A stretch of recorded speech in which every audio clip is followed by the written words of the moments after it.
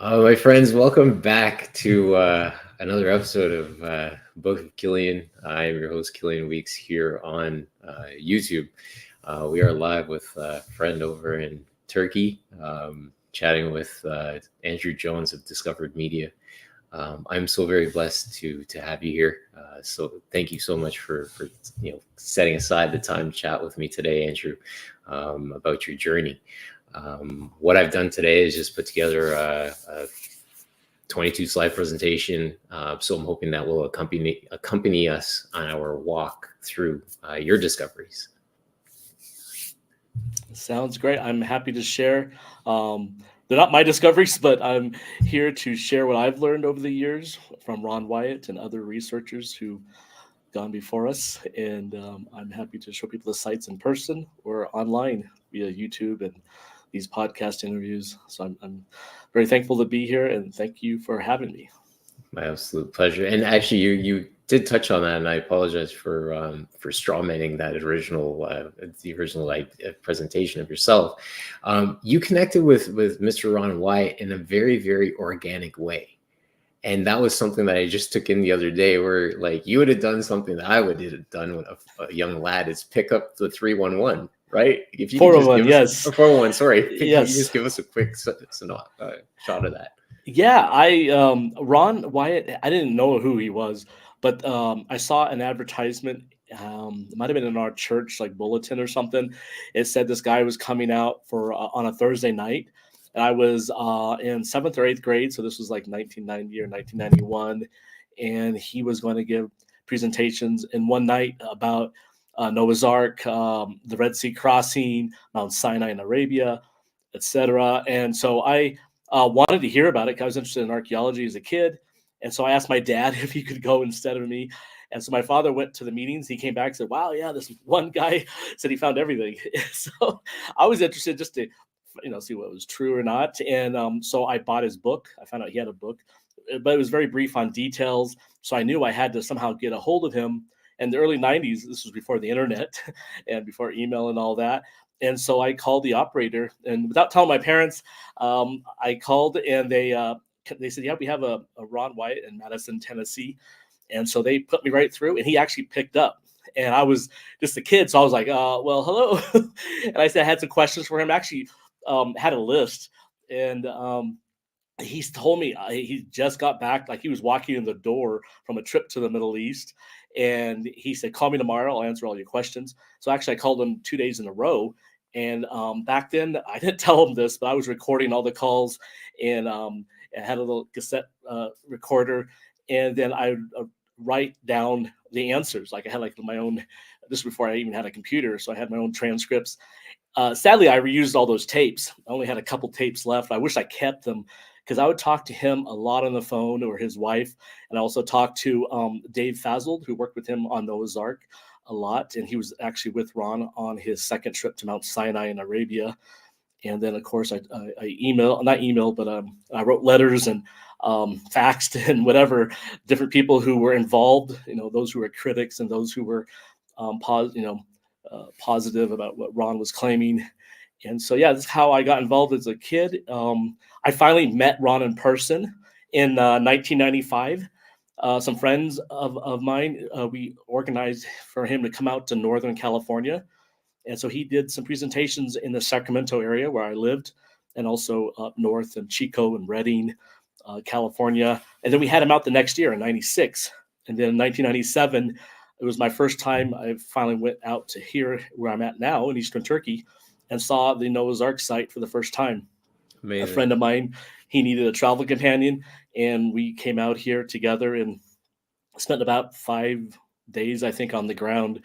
And then I came back 3 years later in 2000 twice to Turkey, and also to Egypt and Israel for the first time. And yeah, just then it kept kind of coming back almost every summer since then. So amazing.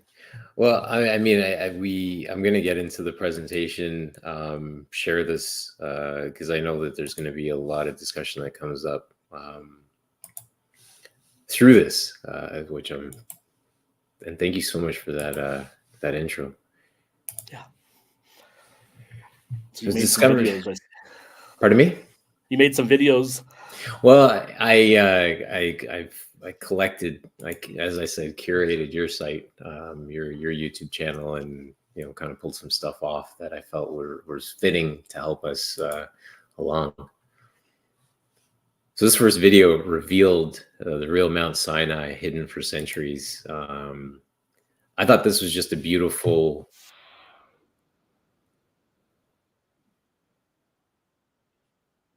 Obviously, of the work that you've been doing out there. Yeah, this is some of our first drone video, September of 2016, our second trip to Saudi Arabia. I remember flying over the camels, and they were starting to run. They were like, "What is this big mechanical insect?" Amazing. That's just east of Mount Sinai. That's Wadi, kind of like Wadi Rum, Right, it's the Red Sea Hizma crossing. Desert. Yeah, this is the Red Sea. We climbed up those mountains there on the Saudi side. Got a good view looking over towards Egypt. We had to sneak these drone shots back then between the Coast Guard. Really? The patrols. Yeah, they had patrols every 30 minutes there. This is Wadi Tebizim, one of the proposed oasis for Elam. And the oasis, yeah. Yeah, this is Wadi Tebizim Canyon. Water coming out of the ground. We were there one year and we had they're harvesting dates, and the locals harvesting dates. June of 2018, I believe it was. Yeah, and they have a bunch of wells there. Now there are actually 12 wells. So I heard about the wells. That's now they're modern cemented up, but maybe they on the original sites where the wells were. And they do that because they have floods through that area. They don't want the debris to fall into the well. Of course, the famous split rock found by Jim and Penny Caldwell in the early 90s. And it's, to me, I had to say, it looks like praying hands almost. You have the everyone has talked about it. It looked like a hand or the Spock. That's amazing. This has got to be one of my favorite sites on our first trip. This and climbing Mount Sinai. Yeah. Just seeing it, it's more spectacular when you're there because it's such a huge rock and it's on top of the hill itself. Right. It's about 72 feet tall. We have a 3D digital model we made of the site from photogrammetry photos with the drone. So we can do exact measurements and make 3D models of it. So do you know what that measurement is, where the split itself? Well, I would have to measure again. I know from bottom of the rock to the top, it's 70 or 72 feet. Okay. And here's the cow petroglyphs. Yeah, right in front of the mountain. There's a whole bunch of huge boulders and this is at the base, that one there. And the altar. Yeah, this is the Saudis call what do you call it? A house for the marble workers. Ron and others believed it was the animal corral. That's an amazing view when you get up to the cave. There's only one cave out, so that's why people call this the Cave of Elijah. And there's the mountain in the background with the golden calf altar in the front there. Right. And so there's only one cave, you said, for Elijah's cave? Yeah. So, I mean, people ask, well, why do you call it Elijah's cave? There are rock overhangs all through the mountain range. Right. But on that peak, there's only one cave looking out over, like you're looking out onto the encampment plain to the east. So it's literally like by the process of elimination, right? It's exactly. Now, if there's a whole bunch of caves, and we could say, well, this is one of the possibilities, right? But because it's only one, I think it's likely that he would have chosen that one. Absolutely amazing, bro. Holy smokes. This is from the summit. You're looking north there towards the actual peak of Jabal al-Lawz in the distance. There's the northern route, that valley down there.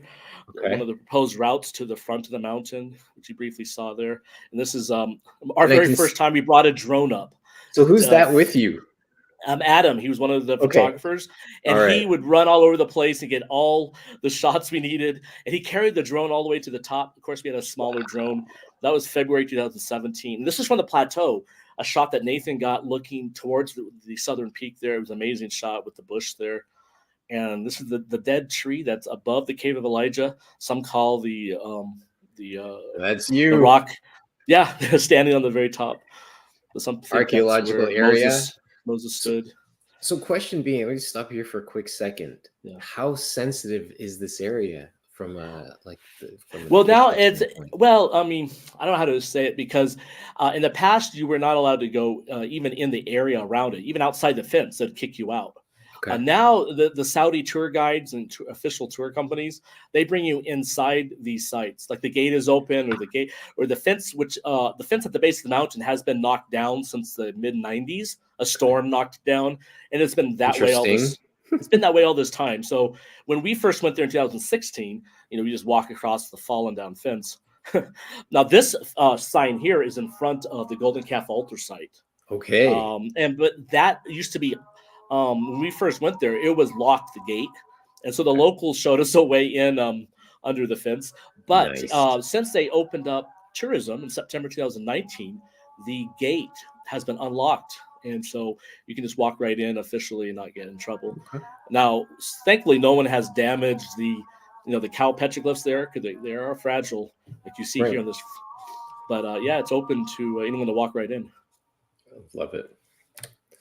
Well, that's the first one. Oh, you got a bunch here. Oh, yeah. Yeah. So this is driving in from the north on the very bumpy road, which is different now. They have a couple roads built in there, a surface road and a new paved road they're making. So it's easy to get to the Split Rock. So that's really interesting what they're changing. So this one, this was the news feature. CBN. Yes, one of the reporters, Chuck Holton, he was on our March 2022 trip. And I'm trying to remember.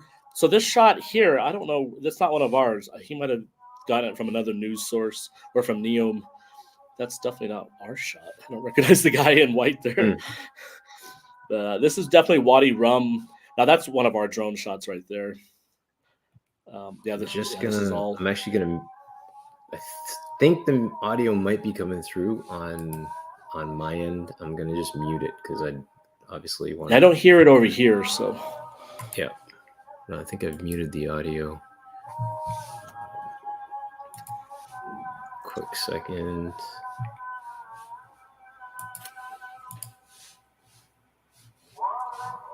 All right, let me just mute that. There we go. All right, now it's rolling.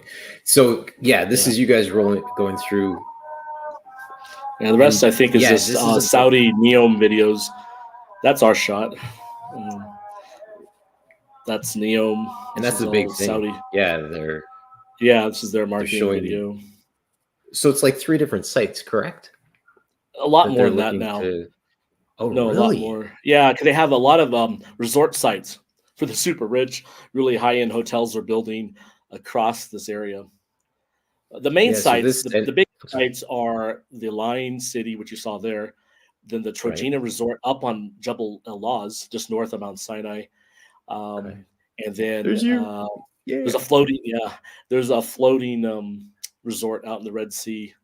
Those are the biggest sites. Then they have a lot of smaller resorts. This is they call the Caves of Jethro in Al-Bada, the traditional site where Jethro lived. So that's the modern town name is Al-Bada. Yeah, that's Northwest Arabia where we're at now. We filmed this one in an oasis. That shot was in actually Sinai Peninsula in Egypt. Chuck had met up with our tour group there in Egypt. Okay. Yeah, I remember that shot. Cedric was flying the drone over me. That's what and this is the Elam Oasis, proposed Elam Oasis. Now they mistitled that. I'm not an archaeologist. I'm a wannabe, but I love archaeology. Yeah. Yes, that's actually been one of the big questions that have come back. Like a lot of the naysayers are like, "Well, what makes Ron Wyatt special?" He was literally just an anesthesiologist, I believe, with nurse dentistry. Anesthetist, yeah. Here we are. And this is the evidence of the stream. Sorry, like we're skipping all over. Yeah.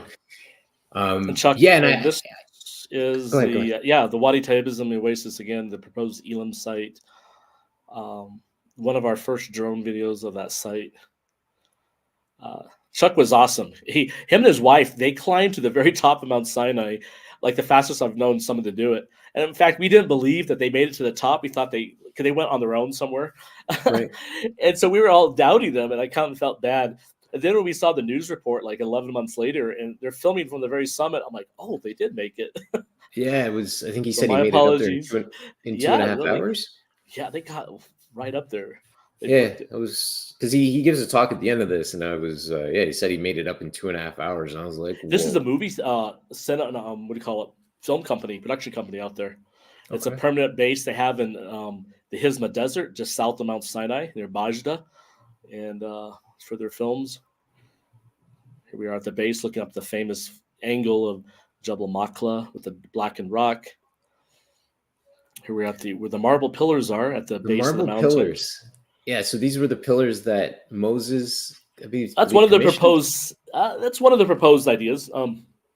Ron Wyatt believed King Solomon actually set these up as a shrine because he saw an inscription that we haven't seen yet. But and then of course the Saudis believe it's Nabatean, Right. which is during the time of Christ. Yeah, I gave Chuck all my footage, and so they kind of just put everything together for the news report. Yeah. I really like this shot when you get clouds out there and blue sky. It gives us dramatic scenery with the drone, and we're out in the plain where the Israelites would have encamped. And that's one of the pointers for this site is that you have these huge plains to the south and to the east. And that's one of the things I love about your work is it gives you give so much depth and perception to what's actually happening. Like the drone footage is amazing and very, very authentic and real feel to your findings or to the discoveries. Yeah, you get a different feel and view when you're up in the air. So drones have changed everything. Of course, this is another drone shot. When you can fly fast and low, it gives a great perspective of the vastness of the plane. Yeah, here they are. And so our whole group doubted they made it up there. They went so fast. Bang, right on the top. Here he is. A friend of mine put that pile of stones there. I remember the first couple of years after they opened for the tourist visas, different groups would come back saying, "Oh, Moses or somebody put an altar on top of the mountain." I'm like, no. Actually, my friend Nathan, he stuck that up there in 2017. He built that. Yeah, that's absolutely amazing. And this is the scene that blew me away to think like, if it is in fact, in fact the spot where God communed with Moses. Great. Yeah. Oh, where he's standing and his wife does that shot where she's coming to the camera like that. It's really great view. Agreed. And then okay, yeah, that was the storm that came through. The sunset. I wanted to share this. Yeah, we did a time lapse at the base. This was the fall. Well, this was November of it's a mix actually. So we had a storm come in March of last year. And then we did a sunset time lapse in November of 2022. But we had this huge storm that hit the Gulf of Aqaba, and I was in Hackle at the time, and I got the alerts because the Saudi government sends out weather alerts via SMS texting. So I had a local SIM card, so I got an alert saying there's a big storm coming. Be careful out in the desert. So I checked out of my hotel really quick, and I jumped in the car, and I drove all the way, like an hour and a half drive to the base of Mount Sinai. I got ahead of the storm, almost, and then I flew the drone, set up my cameras. We got the storm coming, over the summit. And then by the time I was done with this shot, I went down to the base where we parked the cars, and it was hailing and lightning and thunder. And it was an amazing feeling to be there, thinking what it might have been like when the 10 Commandments were being given. It talks about in Exodus chapter 19, the thundering, the lightning, the earthquake. And so it was a small taste of probably what it was like when the Israelites were there. And see, to have somebody who understands scripture and what was written, at the account at the time when this was happening, and then you're also in the same breath visiting the actual place, for you to be able to, wrap that and then present it back out again, brother, like this makes scripture become alive. Yeah, it's amazing because what type of site you have that would, like, maybe you could find a site and say maybe this is Mount Sinai and it fits some of the criteria, but when you're there and you can see how every single verse fits, like it has to be the true Mount Sinai. Now there's difference of opinion on some of the specifics, like which wadi, which valley the Israelites would have walked up from point A to point B, but the general idea that Mount Sinai is in Arabia, I think more and more people are accepting. Right. Especially when you start looking at the Red Sea crossing and the columns that were one obviously tipped over, was worn away, but the other one is still standing upright.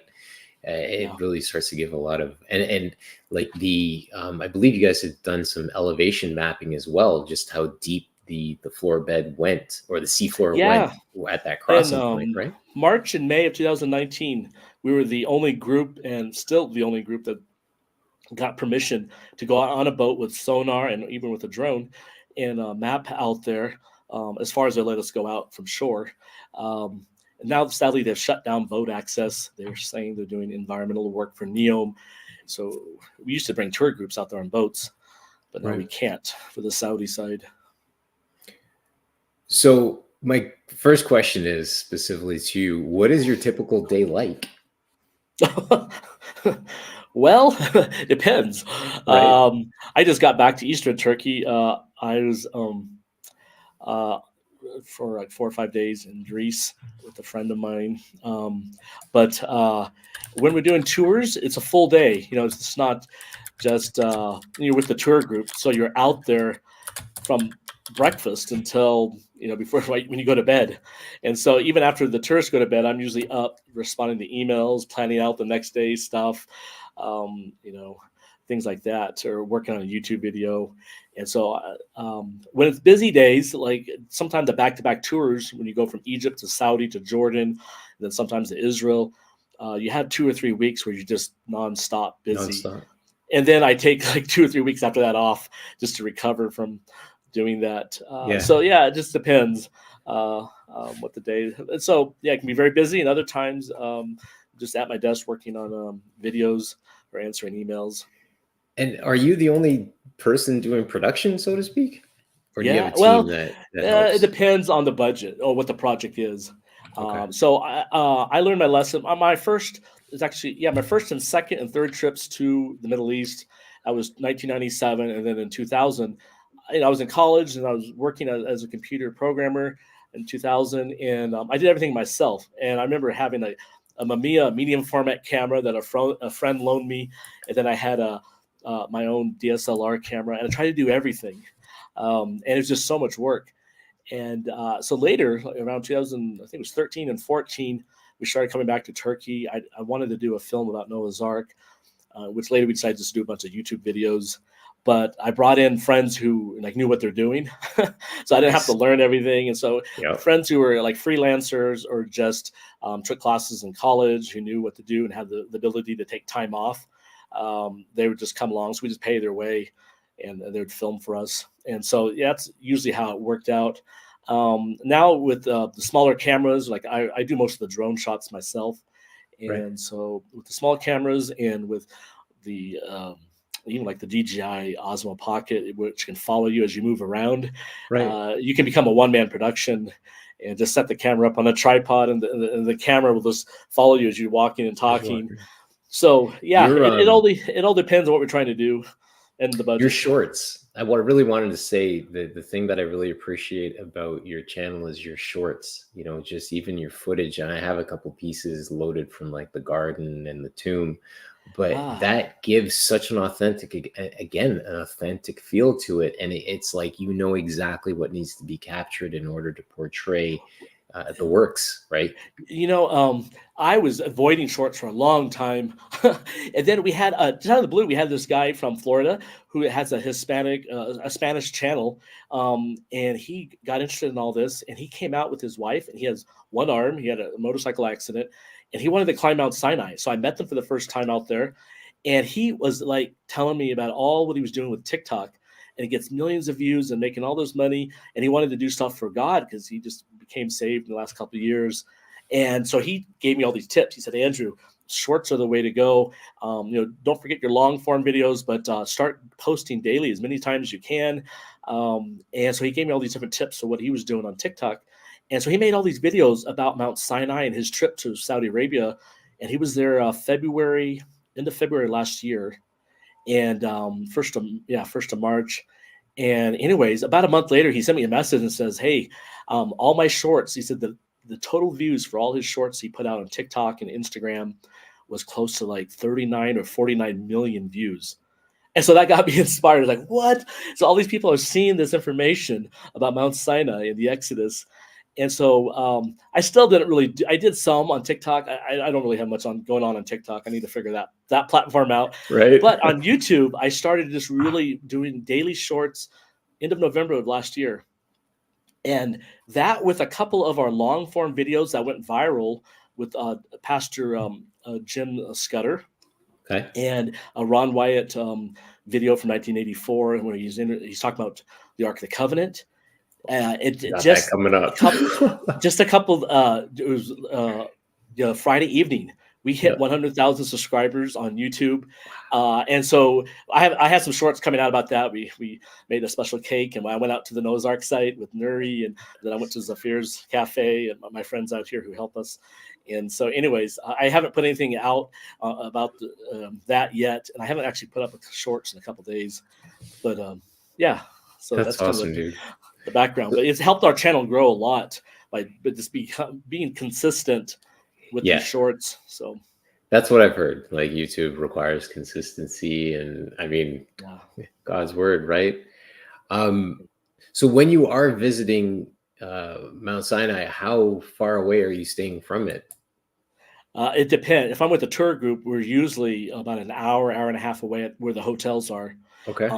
Sometimes we camp at the base, depending on who wants to do that. If the Right. group is, people who love to camp or not. On my own, I sleep in the car. I have Wow. tents too, so I can camp out or just sleep in the back of the truck or the SUV. So yeah, sometimes. And I've slept a couple times on the mountain. I think 3 Really? times now. Yeah. What was that like? Well, the first time I was on the very summit, the North Peak, which is the tallest peak. That was a little not scary. I was by myself because my friends were down in the valley, in between the ridges, the peaks, and I decided to stay on the top summit. And it was so windy. And on the west side of that peak is a really large cliff, like this big drop off going straight down. And I was very near that, but I was laying on the ground. And then middle of the night, I remember the stars being just like you could reach out and touch them. It was an amazing feeling, but it was just super windy up on that mountain. This was April of 2018, and I felt like I would be blowing off the mountain. So I was like praying, "Okay, God, keep me." I was like staying flat on the ground with my sleeping bag. Reduce the wind. Yes, I don't want to become a sail and get So tossed I off the pulled mountain. the double Oh, rainbow feature that that you just because of the promise, right? that and the shot, it's always because the sun usually always sets to the west, so the way the sun hits when there's a storm in the afternoon, you get the rainbow just to the south or north, which is downhill from the arc site right there. See, it's still raining when I'm filming this, and so we got the bow wasn't right over the arc, but you can see where it started. It was a double bow. And yeah, it was amazing. We just ran outside the visitor center. I was with Dr. Sally Brock Tuton that trip, who's the retired geologist who's been studying this site and believes it's Noah's Ark. And I was with Nuri. Yeah, and amazing. Like, you see the blue sky and the white clouds. And just Yeah. again, what's written in Yeah. scripture, right? Every time you Yeah. see that rainbow, know that It it's was a so covenant. clear. Yeah, it was an amazing symbol, obviously associated with the Ark, to see it right there at the Ark site. That's awesome. So this is my own little piece that I had put together, but it's actually the intro to my my page. But I just mentioned, Genesis 6:14, build thee an ark, 300 cubits in length. Yeah, I think this is from the narration we did with Ron's voice using our drone video. Yep. And this is the valley that Ron believed the Ark came down, like the original landing site up there by the Iranian border. The rock that it was impaled on as it got Yeah, there's pushed. a big boulder in the middle there. Correct. Yeah. Right. And Ron So believed the that was idea with the impaled. preservation of the ark is that it was an erupted volcano, basically, that had like wrapped it in lava, so to speak, encasing it, if you will, and preserving it. Correct? That's what Ron believed. I think now the idea is that it's a mixture of mud, and because you also have other type of stones out there, not just volcanic. You have sedimentary rock. We find fossils out there on the arc site or around it, above it. So basically, the idea is that yes, it did get covered up, and then brought down the side of the mountain from higher up. Right. Very cool. So I pulled up this one, the visitation center. If you could just give us, a quick chat about the visitation center and how it's been developed. Yeah. Well, the original building was built in 1988, obviously due to Ron Wyatt's work, and they dedicated this national park. Then it was just kind of abandoned. And in 2017, they renovated the inside. They left it alone. They put in all the wood paneling, and then it kind of abandoned again. And then 2021, I think it was, we started, or 22, we started the renovation work.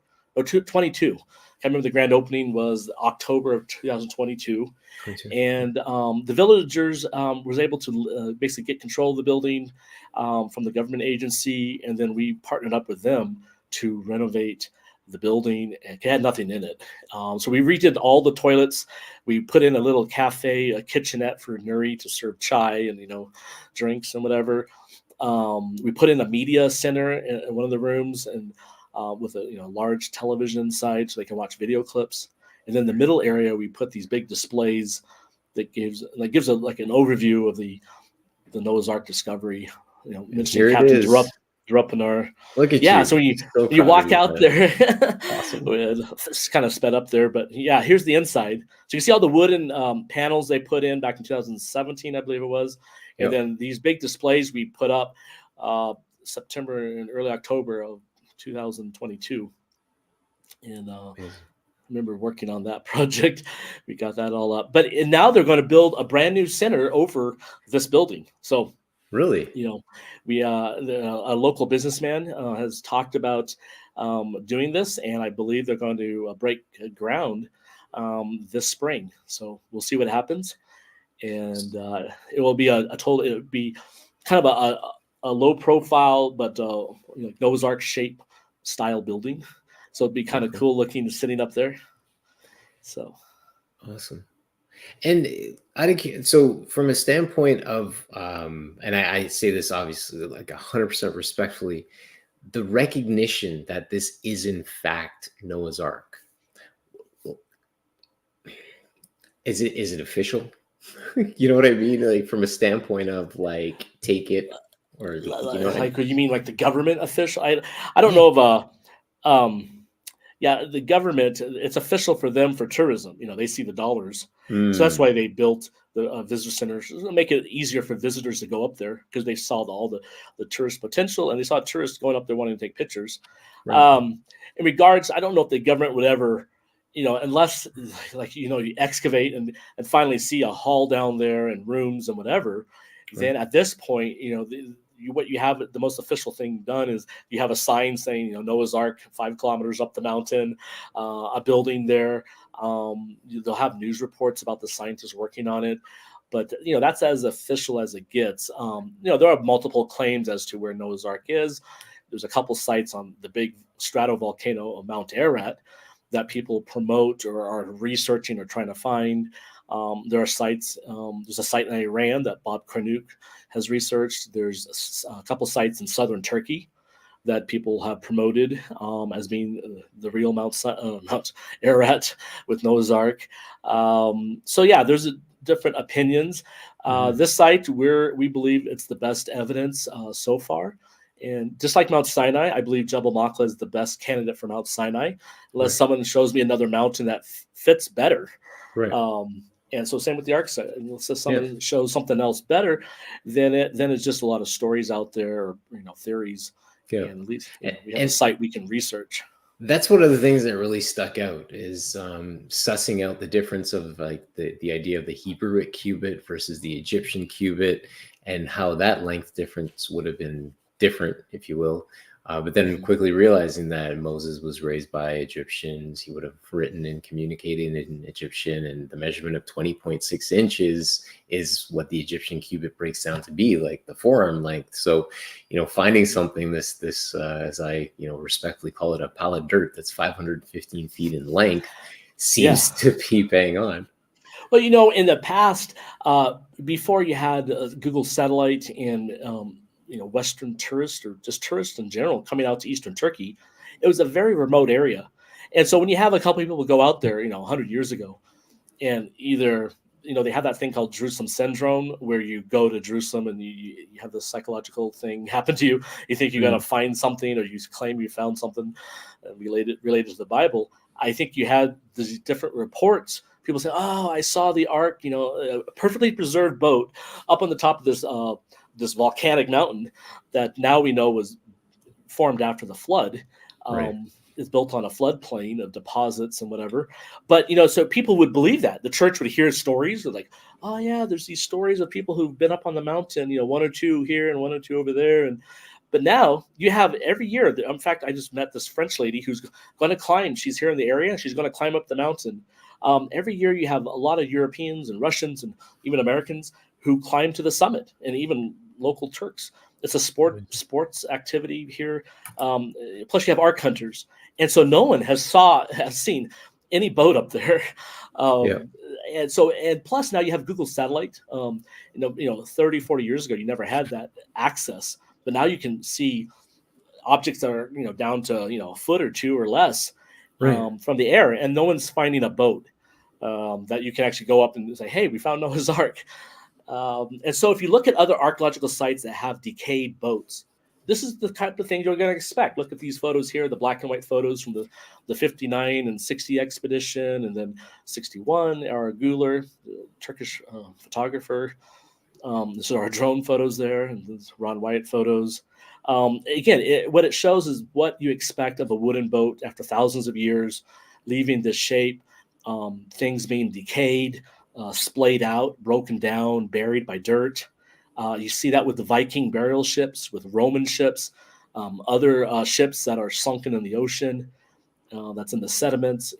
This is what you would expect to see of Noah's Ark, not a perfectly preserved ship just sitting there waiting for somebody to walk upon it and go into the rooms. Exactly. Yeah, this is the 60 object or 59 photograph that, the guy, Captain Druppner, he found it on September 11, 1959. Interesting day. And then a week later, it hit the Turkish press. And then the next month, the photographs were in the news around the world. Amazing. Now, that's from the metal detector scans that Ron and others did. That's what they connected the dots with construction tape. And this is from the 2021 Turkish scientist doing the research on the site.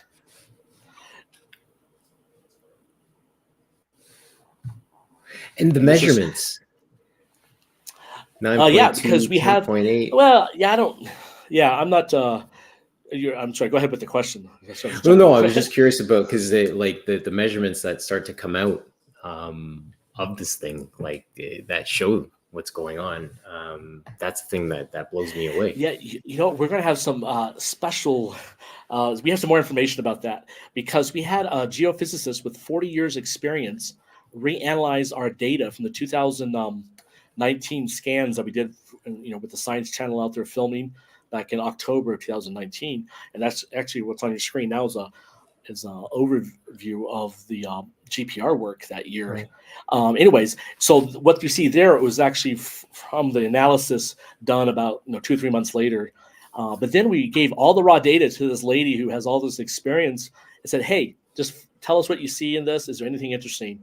And I did a podcast. I actually did a lecture for a creation group in January, and we showed some of that. I made a couple of videos with it, but what it's showing is that there's actually a tunnel.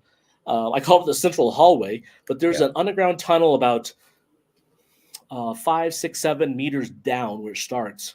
Right. And it's a number of meters deep that you can actually walk through it. So it's still not filled in with mud. And it goes down the center of that uphill part of the boat formation, down to the middle. Gotcha. And right below where this rock is, below it, she said there's this huge open area, kind of like a central atrium that would have been open through all the floors. Of course, the top being all destroyed now. That's the thing that catches me is it's the 3-story building or 3 stories, right? And you have that central gangway, almost where you would obviously lead the animals up and lead them into the different corridors wherever they were going to, right? But it gives a real feel to the actual function of how this would have operated. Yeah, so we're going to make a model of this, the data, and we still haven't released all the information because I'll just say it here that I won't show it, but I'll say it, and that we have seen with the GPR, this new analysis, is actually showing a grid work almost like the pattern of rooms for that bottom, you want to call it deck, or right below the central hallway here that you see on your screen. Yep. On the next level down, we're actually seeing a grid work, these faint lines showing up on the GPR. We're Amazing. at the very bottom of what GPR is pulling up. This was the 100 megahertz antenna, which goes, some of the deepest you can get, depending on the soil condition and all that. But Right. at any rate, we had some more data, and so we would like to put all that together with a 3D model of what it's showing. So hopefully this summer we'll have some more information to share. Awesome. I'm just breezing through these last clips. Now, getting into the site at the garden, Yeah. the skull of Golgotha, and now you're walking in the garden. Yeah, this was Ron Wyatt excavated in the Right. late 70s and 80s. And then I was the part of the video team that where they reopened the excavation in 2003, actually 2005 and 6. And they closed it down in 2007. Right. 2007, they closed it down. Yeah, and then they built that platform you see over there, right over the site, filled in the whole, the big hole, excavation pit with gravel. Right. So the whole thing's filled in underneath that platform. Yeah, here we are, just kind of fast walking. Fast walking. Yeah, it's a video. I sped up because you only get 1 minute with YouTube Shorts. Yeah. So it's going from the skull face all the way to the tomb. It's a beautiful sight. I love being there, and just you can meditate and pray. And I've had tour groups there where obviously you can do communion, and yeah. So one of the things I took in, obviously with these accounts you never know what's true, but I took in the account of Pontius Pilate when in the sentencing of Jesus and things like that. And one of the things that was mentioned in this testimony that I was taking in was that he posted over 100 soldiers throughout the garden to guard against the theft of the body from the Friday to the Sunday, which I thought was really interesting, because from a standpoint of, we knew that the disciples were not supposed to, or the apostles were not supposed to go because of the potential theft of the body and things like that. And everybody knew that, he was going to be resurrected. But to know that that was the kind of, the amount of people, soldiers deployed in that area that all worked on shift to guard against it. Dead body. Yeah.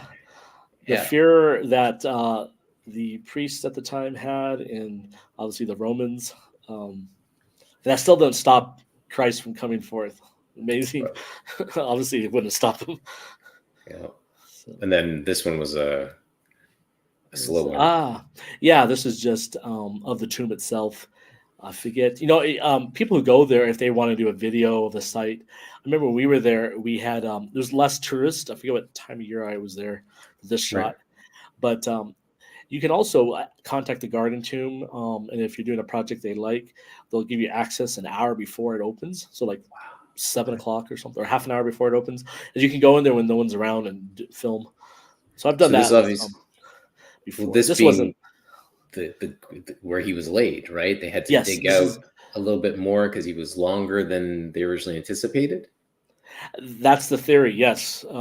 That this was, a tomb made for Joseph or Arimathea, and then when he offered to have his tomb used for Christ, they had to quickly enlarge it for the body. Okay. All right. So it's a very special place. Seriously. Now, here's where I have some pictures that I lifted from Ron Wyatt's video, but it was a gentleman with gray hair and a gray beard that was presenting the furnace, if you will, at Mount Sinai. Jim. Yeah. Jim, thank you very much. He was I was like, dude, I didn't want to mess up his name. I forget his last name now. No, Schindel or. Anyways, it was called Jim. That's his first name. Yeah, he was on my Noah's Ark tour in 2019, the summer of 2019. And then he went to Mount Sinai with a small group, tour group we had in December of 2000, the year before last, 2022. And I showed them the site. Now, Go ahead if you had some questions about it, because Yeah, well, I mean, what it is right now is just what's on ah screen is showing the oh okay location of the crossing. it's a good Of, overview. Yeah, yeah, exactly. Just a yeah, map of the yeah, area, but then getting down into more of a drone view of the entire area. So you got the Golden Calf Altar location, along with the lake bed. yeah. So this all kind of checks out from your perspective and what you've been Yeah. looking at as well. Yes. If you had specific questions about his video, I could talk about it. Yeah, But from this photo, no, this is all. There's awesome. nothing Okay, changed. so this is what was presented as Leal's, sorry, metallurgy workshop, and Yeah. this is why I got really, really like this piqued my curiosity. So this would be the area where, or the kilns, if you will, where they actually worked with the different metal workings. Well, okay. Let's back. Okay. Let's first let me explain what happened on that trip, Okay. and then my view of it all. Please. And then people can take what they want. Yeah. So Dude. first of all, this is our December 2022 trip, and we had some extra time, and so I took the group up to the plain where the Israelites encamped. And on the way in, I think this is our second time in that area, or maybe this is our first and only time. But I told the guys, hey, we have some extra time. Do you want to see something new?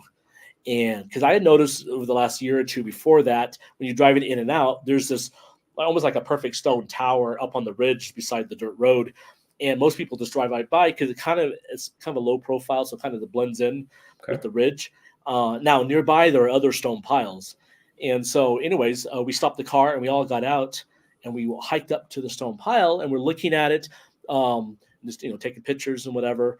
And about 5 feet away, I don't know if there's a photograph of this one, but about 5 feet to the north of that stone tower, you're seeing the picture there, is this flat bedrock. The stone tower is built on huge slabs of bedrock. Right. And one of the guys in the group, Bob, I was kind of away from the area, and he yelled out, "Hey, I think I've," kind of a joke. I think he said, I found where they made the shoes." And so I walked over to see what he was joking about. And these are these depressions Mm. in the stone. And so I put my foot in one and I looked at it. And then I blurted out, I said, "Oh, in Metsamor, which is in Armenia," I told the group that they had the metallurgical site there, which is from the Bronze Age and earlier maybe, but it's an important metallurgical site in Armenia. They the molds for the metal was actually built into the bedrock. And I have a photograph. I was there in 2017, and it shows like the pattern of metal, like rods, whatever they're making in Armenia, all lined up, and so the metal would pour down. It's kind of on a slope, so the metal would pour, the liquid metal would pour into there, and it'd have these molds. So I kind Okay. of said that about that, and everyone's like, "Oh, maybe this is where they." I don't know who first said this is where they made like something for the tabernacle. Like, Dude. um, Well, well, that's yeah, there's the photo, and so I actually went back to the site multiple times after that.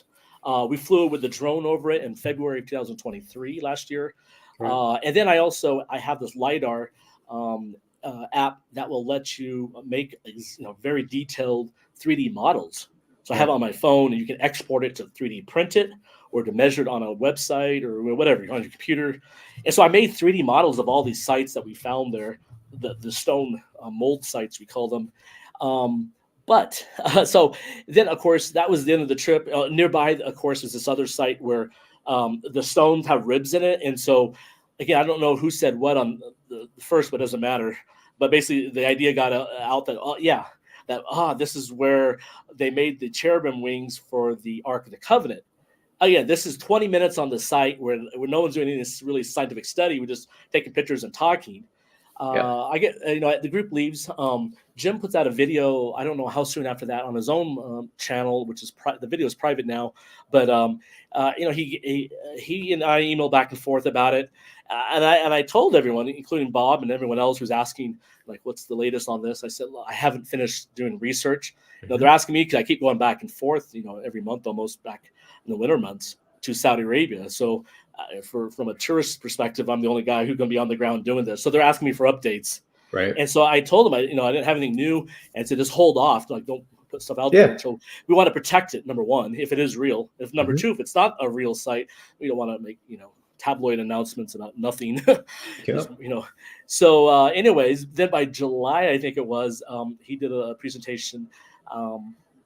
And that's what they put out on the Wyatt channel. Then it got hundreds, it goes viral, and the title was like new discovery and all this stuff. So that's the background. Let me Mhm. explain what I found, and I haven't made the video yet about this. I had other things I wanted to do first, but I'll make a response because again, I think we jumped the gun on this. That's why I didn't put anything else out because I wasn't done studying it, Yep. and I don't think anyone else has really put something out. I mean, there's people ask me all the time, "What do you know about this site?" Yeah, I took my tour group to it. We discovered it, but I told them I don't think it is what's being presented as.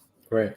So And let I me, have to say, Andrew, right quickly, I yeah. appreciate how transparent and honest you are with everything, honestly. And to me, like the sincere, humble, meek approach to this entire thing is what literally sets you apart from the potentials of other people who have done this, right?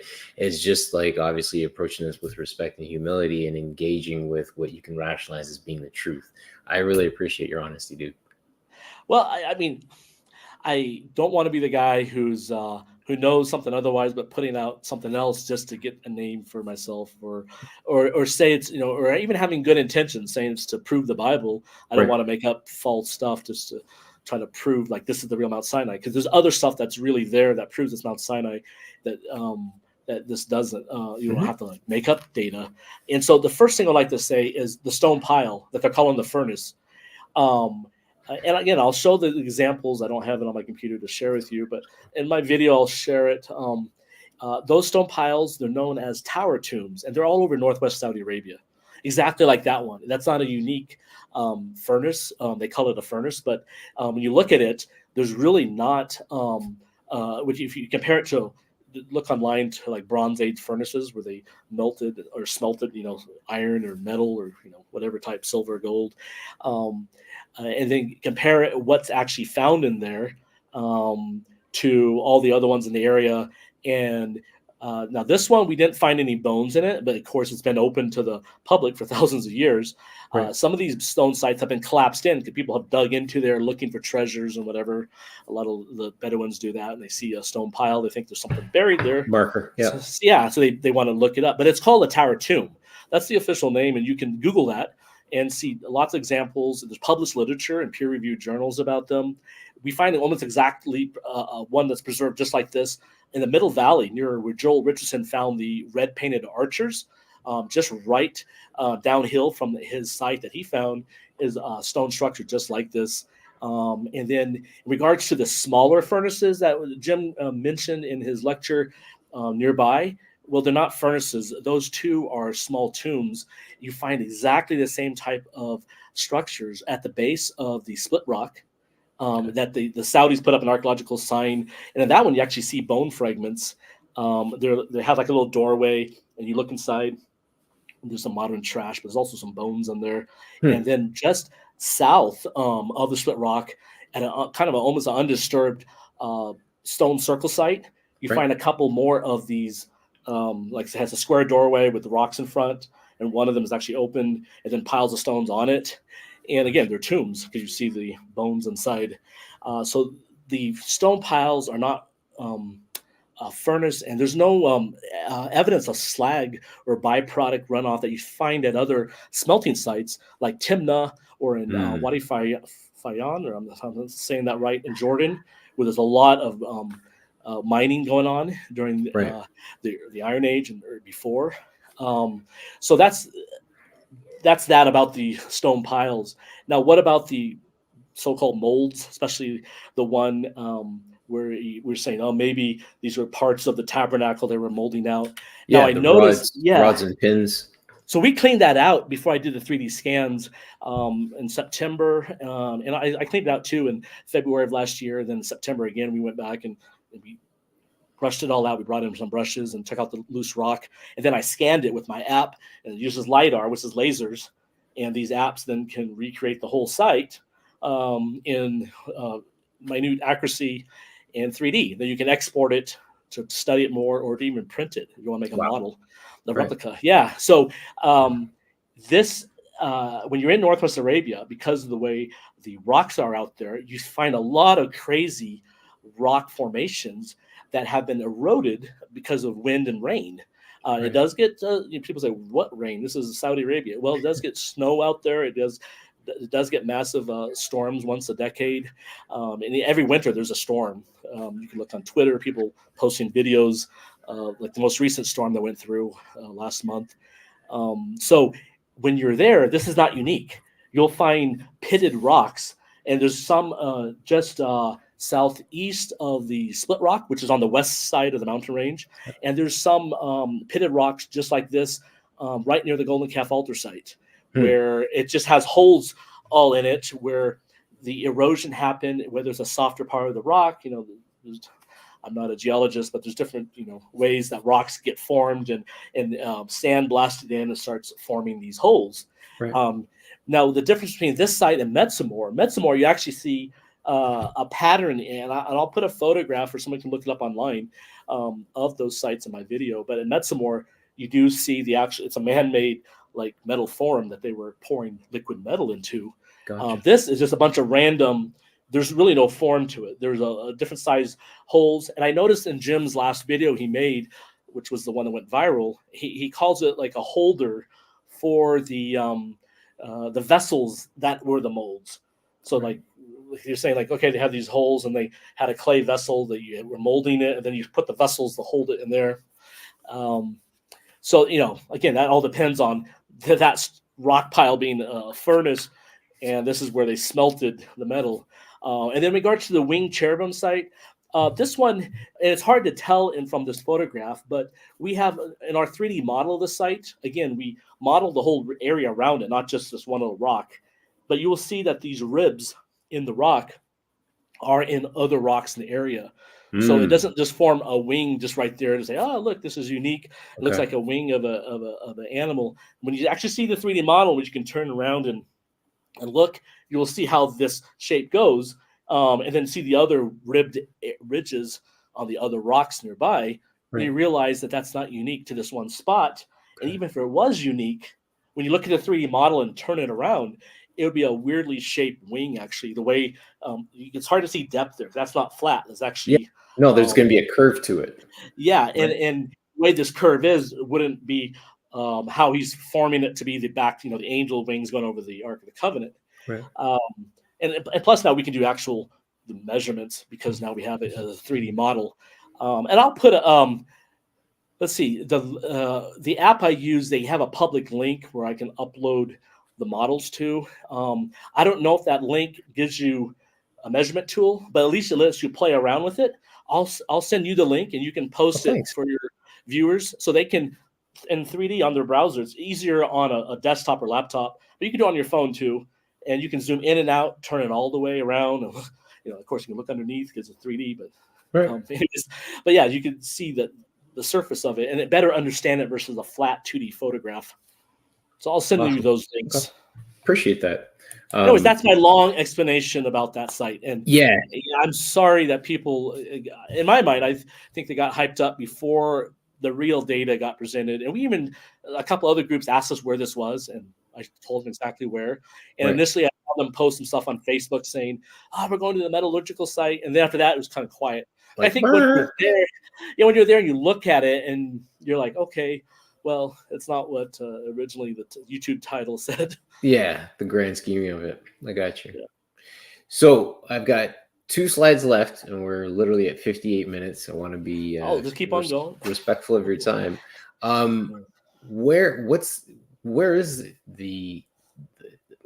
what's the status of the blood at this point in time? The blood that Ron spoke about that he had checked out. Did you pick up anything off of that breadcrumb trail, or did you leave that one alone? It's yes and no. So, not in regards to the blood. I know I have friends and others I know who make a lot of videos about this. And and you see, notice on my channel, we have a couple on the Ark of the Covenant, but nothing like that's not our focus. It's just I'm focused on something I can say I saw and I touched, and I can take people to. I can do it with the garden tomb. That's there. Right. But Ron's story is something someone wants to personally ask me that question, and I can discuss it and why I think Yeah. it's there or not. But in regards to making it an issue of salvation or promoting it, saying you have to believe this, that Ron found it, I just don't have that opinion. Understood. Yeah, so I do. Here's what I know from the Bible. The ark disappeared. Everyone knows that. Where is it? Like, it disappeared from the historical record. Now, when did it disappear? Well, it's really interesting. Like, the last mention in the Old Testament, in the book of Jeremiah, he talks about there'll be a time where they'll say, I'm paraphrasing, like something like that people won't say the Ark of the Covenant of the Lord anymore. Like, basically, it's gone from people's memory. It's kind of like what we are today, minus the people making claims that they saw it. Like, most people, like, the Ark of the Covenant is not like the topic of the day. So before that, the last time it's mentioned is in the reign of Josiah, I believe. And he, when he cleaned out the temple and reformed the sacrificial system, because the temple had turned into a pagan site, and I think that's when they found the book of the law too. But it mentions one verse that says this: he told the priest to put the ark back, basically, like they were carrying it around on their shoulders. So Right. almost makes it seem like they had taken it out of the temple due to this desecration, and these faithful priests were just kind of like taking like kind of how the ark was in that guy's house. The guy's name before it ended up in Jerusalem under King David. It was like 20 years in a location, and God really blessed them, it said. And so it's the same thing in Josiah's reign. But then you have I don't know how soon after that, I don't know how many years, but when the Babylonians came and destroyed Jerusalem and the temple, it lists very minute things that they took, like spoons and cups and bowls and whatever, this gold and silver items that they took from the temple back to Babylon, and that was returned by Cyrus. He gave them back to the Jews when they came back. Wow. But the ark and the major furniture that Moses had made, that King Solomon put in the temple, they aren't mentioned. So the Ark of the Covenant, table of showbread, the altar of incense, the menorah, these big items are not mentioned anywhere. And you would think that these most important things would be mentioned on the list, that the Babylonians took it, or that Bible would mention that they sadly got destroyed. God allowed the Philistines to take the ark, but not to destroy it. And it was protected. They got those sores, and their false god fell over, Dagon. Yeah. And they put, it's quite an interesting story. But God still protected it, even though the pagans had the ark. So I do believe and again, different apocryphal books like Maccabees. There's a couple other ones I'm forgetting that talks about either the earth swallowing up the ark, or that Jeremiah and the priests who were faithful to God before the Babylonians came, they hid it. Right. I believe that's true. Now, why did God want them to hide it? Obviously, there's a future purpose to the Ark of the Covenant, and the Ark has not been officially found like so far. Right. Like, not in the press, not like you can go see in a museum. You have stories of people who said they know where it's at. Now, I believe because of the time period of when it was hidden, the likely period being with this Babylonian, Ron brings this whole thing out in his presentation, that the Babylonians had the whole city of Jerusalem surrounded. Yep. And that was to be the perfect, that's when it kind of disappeared. And so the perfect place to hide it would be in one of the tunnels and cavities under Jerusalem, which is built on this limestone ridge that's full of natural cavities. And so I believe it's somewhere there. And I think it perfectly makes sense that theologically that the blood would go on the mercy seat. I can't prove it in regards to like something today. The reports that Ron talked about where he had the blood tested, and there is no like someone sent me a question earlier. It actually was on a comment on YouTube, and they're asking like, who has the sample today? No one has a sample. There is no sample. Right. It's not hidden in someone's basement anywhere. No one has come forward saying, I have a sample of the blood. People have claimed that they've seen a report that Ron was showing. I've never seen it myself, so I can't talk about what they saw. Right. But in regards to that, yeah, there's just basically, when Ron passed away, that was it. I believe that in the future, the ark. It'd be the most spectacular, biblical and archaeological artifact to be discovered. If a cave is opened up and boom, you have all these gold objects from the time of Moses in there, the original pieces of the tabernacle. Right. It'll be an amazing time, but until that time, there's nothing really to follow up on. Yeah, exactly. Now I got you. There's a couple things, and we're making a video about this. I did. How can I word this? The Israelis did admit that they had photographs of Ron's excavation site.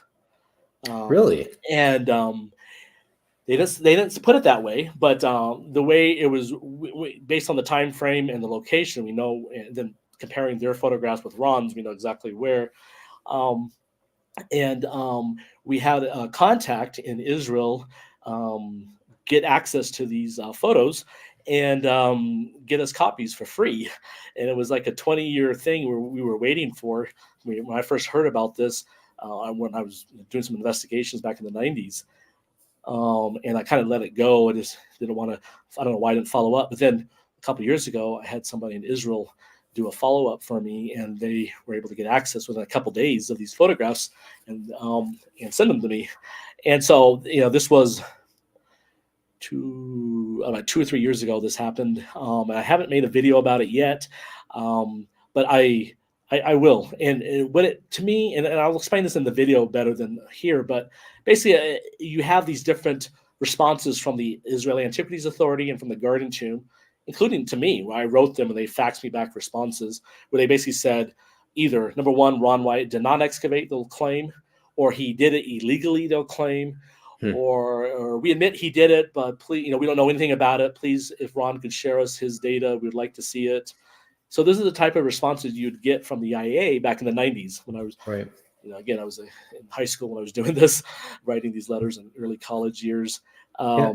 And so that's the response. So when I came across this information about, there's some photographs from the Israelis of Ron's site, and this was an archaeologist, I was like, well, that just shows, number one, that they knew of Ron digging there. Now, why did they deny it? It could be just that they had a new personnel in place and they didn't know what was going on 20 years earlier or 10 years earlier, or that they did try to suppress it. And so, people can make their own mind up of what was going on. But so I'm hoping to make a video. I never told anyone. Only a few people know about this. Now it's on it's on YouTube. But we will make a video about that. It's not a photograph of the Ark of the Covenant, put it that way. But you do see some artifacts, and it was stuff found out, not in the chamber. So it's outside Ron's. He was tunneling in all this debris field, all that dirt that was there in the Garden Tomb. Yeah. But again, it was an official photograph, more than one, from the Israelis. And now that it's out, I better make a video quick before someone goes and tries. But anyways, so in that sense, and kind of here and there, I've been, still, I know Ron's story, and I talk to people a lot about it, privately. But in regards to anything else, like making YouTube videos, I don't really. I put out stuff that Ron said, like we just did his 1984 interview, which is quite interesting because that was kind of his first videoed.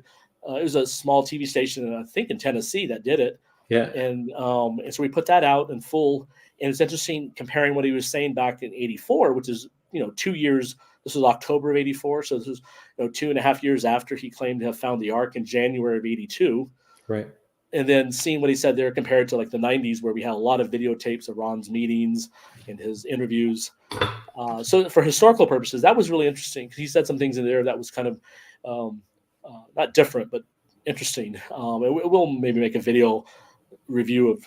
I just put the video out. I didn't talk about what Ron said or anything, but maybe we'll do a review of the video. But that video went viral. That was put out early December, and I think on our channel that video has at least 200,000 views or something. But that's awesome. People are interested in this stuff. But again, I don't have anything more to add because I've never seen it. Yeah. And my last, and I thank you for sharing that. I really appreciate, again, just the honesty that you are displaying with respects to you're after the stuff that you can actually suss out and investigate and rationalize yourself, which is amazing. this last clip really was just a curiosity. What is your opinion on the pyramids? I pulled this off of your channel as well. Yeah, no, I want to make sure that people know that this is not my drone shot. I'm not gonna get in trouble. Yeah. What happened? I was in Cairo a couple years ago, and one of our guides said, "Hey, do you American was just here with a drone, and they flew it, and then the police were looking for the guy because they heard the drone, they couldn't find it. Then it crashed landed in someone's backyard. Yeah. Anyways, he had copies of the footage on his phone, and he gave me all the footage. That's awesome. Because you're not allowed to have drones in Egypt, so this is not my footage. I don't want to get in trouble. This isn't my footage either. Yeah, so I go to Egypt, but I want someone coming up to me from the authorities saying, "Oh, we saw a YouTube video." Yeah, no, they will. People they see stuff, and they want to know what's going on. So again, yeah, that's happened to others. In fact, a friend of mine, just getting a little off topic, he crashed his drone into the step pyramid. He was able to bring one in to the airport. And I don't know how it happened, but he crashed it in the step pyramid. The police got a hold of the drone and him. Then they became all good friends. I mean, it was like God was on his side because they were all like friendly after that, and they gave him back. They gave him his footage, I think, and he didn't get arrested. And they maybe started this is the footage. It was a step pyramid, that one. Oh yes, sorry. Yeah, and they followed him on social media, my friend told me. So I thought that was kind of funny. That's awesome. But in regards to the pyramid, so I'm not an expert on this, but I was just watching a video a couple days ago by, I think the channel's called Ancient Architects.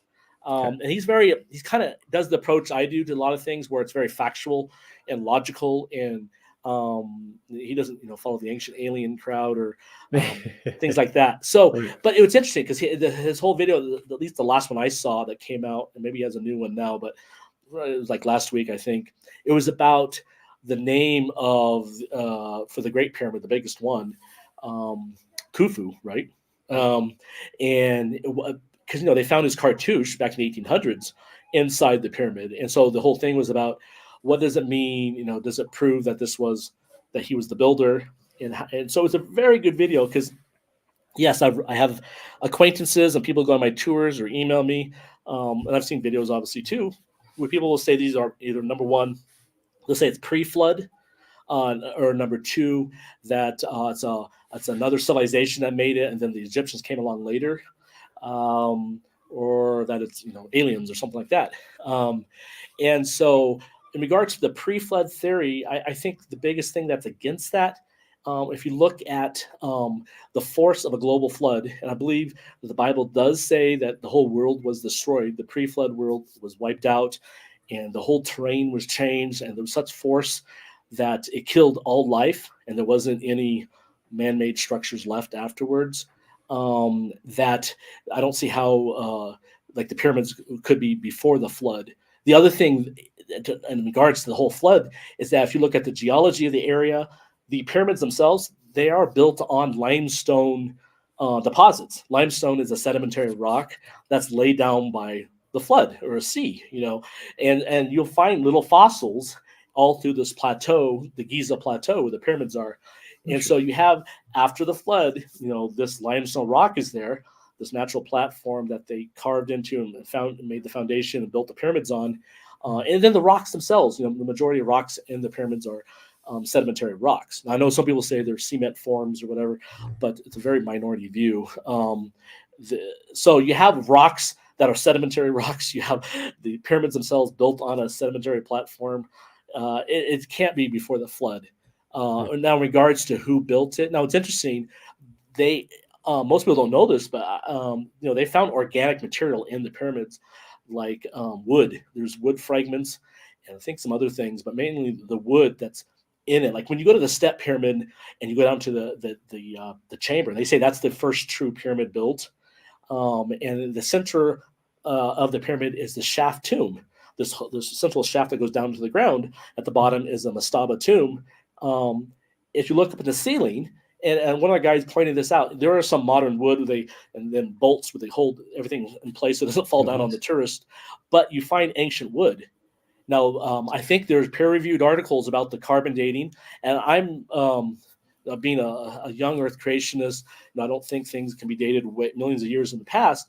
But what's interesting about this carbon dating for like something from the pyramids is that I think they were saying in the videos I were watching about this, that it was within like 200 or 300 years of what traditional chronology has for when Khufu reigned and these, when they believe the pyramids were built during the fourth dynasty, that the wood carbon dated to within that range.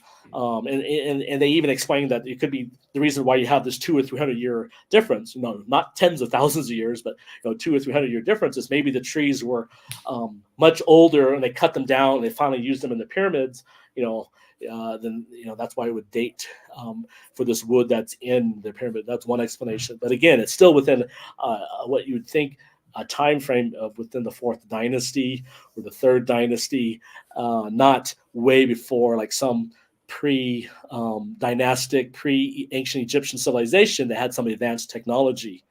Right. And then there's sometimes once in a while you get people saying stuff like, "Oh, the pyramids were made to hold the grain from the 7-year famine."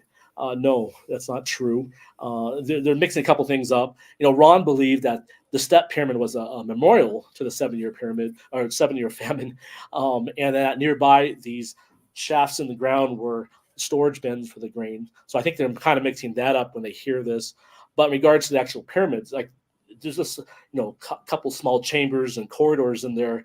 It's not like some giant hollow shape where you can store grain. So the pyramids were not used to store the grain. Here's the other thing. That'd be an interesting storage device, though. Like it. But there's all these tunnels under the Step Pyramid. That's we got access in 2022. I was with a group and they wanted to see like 3 sites that were closed to the public. And so to get a permit, you had to pay like $2,500 to $3,000 per site to get access. And so thankfully we had a big enough group that we could do it and then divide the cost up. But so we went to 3 different sites, so almost $10,000 we were spending there, just to get access. And so one of the sites was going below the Step Pyramid into the actual tunnels that are all the way down there into the ground level, where you're walking right up to the central. You're in the central shaft and you're walking right up to the tomb. Like it's right there. And so there's a lot of tunnels. You'll see diagrams on the internet of all these tunnels under the Step Pyramid. And you'll see these jars. And they said there are tens of thousands. I don't know how many, but I remember it was thousands of jars. They said the jars were full of grain. And of course, the view is that it was for the afterlife of the pharaoh. But it's interesting so that's the part where you do have grain associated with the pyramids, is that you do have a lot of jars full of grain under the Step Pyramid and the tunnels. But I want to briefly say one other point is that they found the diary of one of the guys in charge of bringing in the stone, moving the stone that was used in the pyramids. They found his diary or work diary, whatever you want to call it, on papyrus in a cave one of the Red Sea ports. Okay. And they've been excavating this port, and so there are news articles about this. And this is not new information, but he was very detailed on the stones they're moving through for this project. And so here again, we have something that can be dated. And again, it's Egyptian hieroglyphs. It's not like some alien civilization or someone before the hieroglyphs were invented and all that. So it's definitely ancient Egypt, and it has the guy writing down stuff they're doing, this construction activity. And this is not just found in someone's basement. No, they found this during a professional excavation where they can say, "Hey, this papyrus, find it out this site in this cave that's near this Red Sea port." And so that's interesting. Then the other thing is that they've excavated on the Giza Plateau. They've excavated the workers' villages, those who were actually working on it. And what they found out is that these guys were paid by the pharaoh. They were well fed. They know the type of food they were being given, and they were not slaves. So it was like a government project. Yeah. You have all this information that. So my view is this kind of the standard view. Again, I don't know if the chronology is always correct in regards to what pharaoh is what. And it's like the Exodus pharaoh, it's a big thing. But I still don't think there's anything out there that's showing that the ancient Egyptians did not build the pyramids. So if someone could show me a video that shows spacecraft hovering over it, or something that was pre-flood technology or something. Otherwise, I'm still going with in this regards. I'm actually kind of a traditionalist. So That's for what cool. my opinion's worth, I'm not an Egyptologist. I'm not a pyramid guy. I have a friend who runs a channel where he just studies this in depth, and so he probably has a lot more to say about it than I would. Yeah. But just No, what I know from my own, casual research. yeah. I definitely took it, seeing it on your channel, I took it as an opportunity just to ask, what your thoughts were. More just curious because of the fact that, you're there experiencing the life, speaking to people of the culture, and, wondering if, Yeah, we show them on our first or second day of our tour for ancient Egypt, the Exodus route.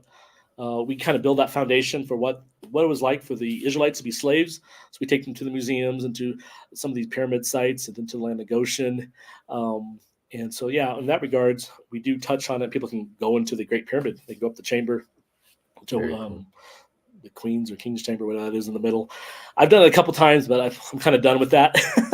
It's very hot and humid in there. When you get, I'm a little claustrophobic, and so when you get a whole bunch of like a long line of tourists, you're basically butt to butt. Your head is Yeah. up to the guy in Yeah. front of you, and you just kind of going all the way up until you get to the central gallery, whatever it's called. And yeah, so I'm You're hoping that okay. no one had, No one had any, you're hoping no one had bad Mexican the night before, right? yeah, or bad Egyptian. Touche. Andrew, I have to just thank you at this point. Honestly, it's been an absolute pleasure to walk with you through the information. Time fly. Wow, it just flew by. 80 minutes like that. Well, I had a podcast with another, I can go, friend, associate, whatever, for his channel, and he just said, "Okay, Andrew, let's do the whole route from ancient Egypt to Mount Sinai." And I was in Switzerland. I filmed at a friend's studio there, and it was 4 hours. It took me a couple days to recover from that one. Wow. But Yeah, he edited it down into segments, but yeah, that was a lot of talking. Yeah, no, I mean, for me, I these engagements, I'm a people person, right? Man of scripture, humble witness, but I enjoy speaking to people about this because it's front and center, right? When you look at Adam and Eve to Abraham 2,000 years, Abraham to Jesus another 2,000 years, and then Jesus to us another 2,000 years, like we're really sitting pretty close to that 6,000 year mark. And with the potentiality of this jubilee, the 1,000 years of peace, on the seventh day he rested, each day being representative of 1,000 years, brother, like to again have this conversation with somebody like you. Yeah. Go ahead. Sorry, dude. Okay. No, I was just saying, yeah, we're on the verge of. I know there's a number of groups that are doing that research, and some have set dates. I'm not a date setter, but I know we're on the verge of eternity. You look at the world around us; it's the signs are everywhere. You don't like how can the world last another 100 years or so? It just seems like everything's falling apart every day. Something new is coming up that that points to the end of the world. So, well, and not to, I don't want to be, caught in the whole, like, it's the end, like Homer Simpson, like run for your lives and anything like that. But just recognizing, that there is in fact a creator and there, the Father, and the fact that he did send his son to do this thing for us on our behalf, right? Just to restore something that needed to be restored and then give us that promise, so to speak, the great hope of this, afterlife and the heavenly bodies and things like that. That to me is where, engaging with, somebody like you who's been out and touched the things that were touched by these great men of the past, it brings the scripture alive. Yeah, and if you look at Ron Wyatt's life, he's the reason I got involved in doing this, and it wasn't even something I planned to do. But Ron's whole focus was to win souls. It wasn't about proving this or that or getting a name. He has many critics and many people who attacked him. But at the end, as you look at what his focus was, it wasn't give me a check, write a check, give me money. It was, hey, use this material to go prove the Bible, to win souls. And I get questions too from people who wonder, like, well, what's the whole point of, you can say that's Mount Sinai or that this is Noah's Ark? In the end, you're not going to be saved by believing that Jebel Makla is Mount Sinai versus St. Catherine's. But there are people just like doubting Thomas who needed physical evidence of the Bible, of what happened. And he asked for physical proof that Jesus rose from the dead. And God didn't turn him down. Christ appeared. He showed him the nail prints in his hands, the spear wound in the side. And of course, blessed are those who can believe without seeing. But God does not want anyone to perish. And so for those who need that proof, especially if they're not or already a believer, so you're looking at non-Christians or atheists, these people might need that extra physical proof that the Bible is true. And so these type of discoveries in the world of biblical archaeology and science and history, like creationism, this stuff is a tool that you can use to win souls. Exactly. And so for me, it's more important, how you're going to treat your fellow man, those who you disagree with, whether someone says this is the real Exodus route or that is, how you treat that person is more important than whether the Israelites walked up this one valley. And then, of course, using the knowledge that you have to bring it out to the masses. So like, YouTube or whatever method that God has given you, I think it's way more important than being correct. Just like the metallurgical site. I might disagree about whether this is really the site that they used to make the wings of the Ark of the Covenant. But in the end, to me that's down on the scale of what's important, and it's more important on how you're going to treat the person you disagree with. Dude. And that's something that I say so often, is that people will forget how much you know, but they will never forget how you made them feel. And that's something that resonates on such a deep level, in line with what you're exactly saying, right? It's how you treat your fellow brother when you're showing them these things, not to claim that you're in fact the arbiter, but just something for consideration, right? Not projecting, but just respecting. Yeah, you can present information, even biblical truth.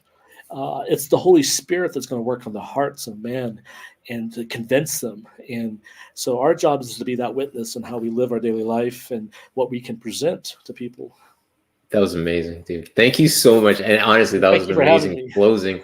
And brother, I send you all of the light, love of the Father and the Son, and all your journeys, brother. I pray for you so very much, and thank you for the work that you do. Thank you. I'm happy to have this chance to share with you and your audience. So. Appreciate that. Well, I've got your Discovered Media Discord. If there's anything you want to say to anybody listening, we've got 12 people listening right now. Discovered Media is Andrew's channel. So guys, please feel free to jump over to his channel, hit subscribe. YouTube. Hit subscribe. As well, he also has a Discord link as well that you can engage with and check out other stuff. So massive shouts to you, my friend. Be well on your journey. Thank you. God bless. God bless you as well, brother. Take care.